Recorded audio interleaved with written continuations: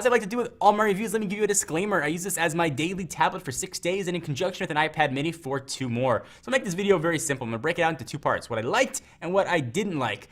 First thing that I loved about this tablet is that gorgeous, gorgeous screen. It's a 7.2-inch 1920 by 1200 screen. Little extra there for those on-screen buttons. Everything looks absolutely beautiful on it. It's got bright, rich colors. Video looked absolutely incredible. It's a pleasure to watch video, whether it was YouTube or HD content that I downloaded from the Google Play Store. It was incredible. Pictures and text looked absolutely awesome as well. There was no sort of pixelation as you zoomed all the way in as you'd expect. It just looked really good. The white levels are really white. The black levels are really black. Everything about the screen was absolutely awesome. In fact, I'd say it's probably one of the best screens I've ever used. Next thing I liked is the design. It's not the thinnest tablet in the world at 0.43 inches. It's not the lightest at 10.23 ounces, but it feels razor thin and the weight is really evenly distributed. The tablet's got sort of a beveled edge to the side, so it feels really thin when you hold it. If you've ever held one of the HTC 8X phones or the 8XT, you'll know what I'm talking about. It feels just really incredibly thin. I really appreciated the thin bezels on the side in portrait mode as well.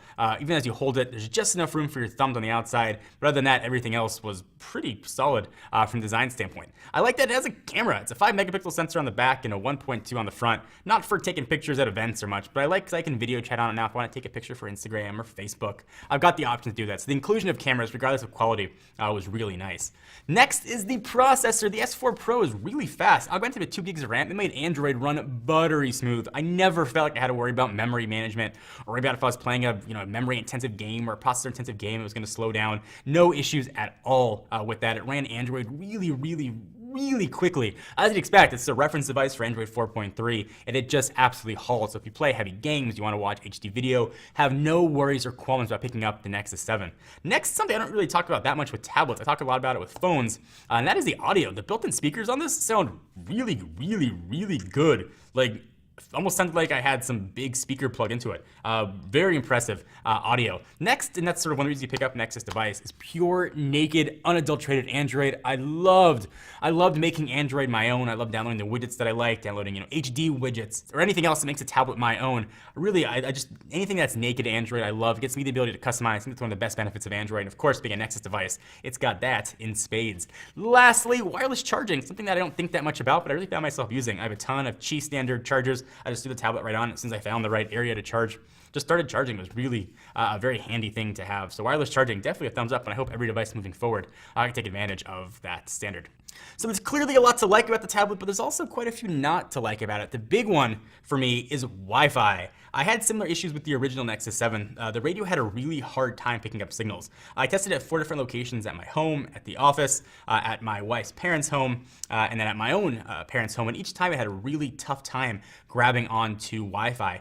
No real issues when I was browsing the web or downloading emails, but I noticed it especially when I was trying to watch video. It made it a real chore when I was streaming video on here. And if I took it next to a comparable iPad mini, I closed all the applications, I tried to load a video at exactly the same time in the same YouTube app. It was almost twice as fast on the iPad mini. And I ran speed tests, and it showed the speed tests were fine, but for some reason the Wi-Fi just would cut out, and the signal strength was not pulling in everything that I expect, so I was really disappointed with the Wi-Fi. Now, obviously the caveat, that it might have just been my one review device. We did not have time to get 2 devices to test, but when we get other devices in, if this is a problem with just this one device, I'll be sure to update it.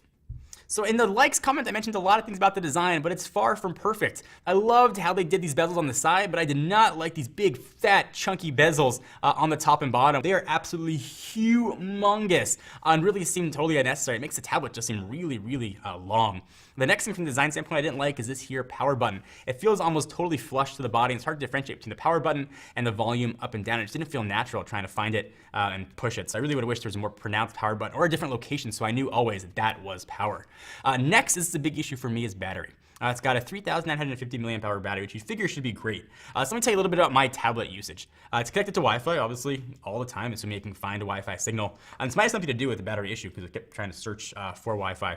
It's pulling in 2 accounts, checking emails every 5 minutes. Usually I do some pretty heavy video viewing at night. I watch a lot of YouTube video. I'd say probably about an hour and a half to 2 hours of video viewing, maybe about 20 to 30 minutes of light web browsing. Other than that, I just pretty much leave it on its own. I do keep the brightness up quite a bit. I like a bright tablet. So usually around 80-ish%. 50%. At the end of the day, with the Nexus 7, I had about 50% of battery life from 100% charge. With an iPad mini in the same usage, it had about 75% of battery life. So 25% difference was really discouraging. I obviously get through a full day, but you expect that with a tablet.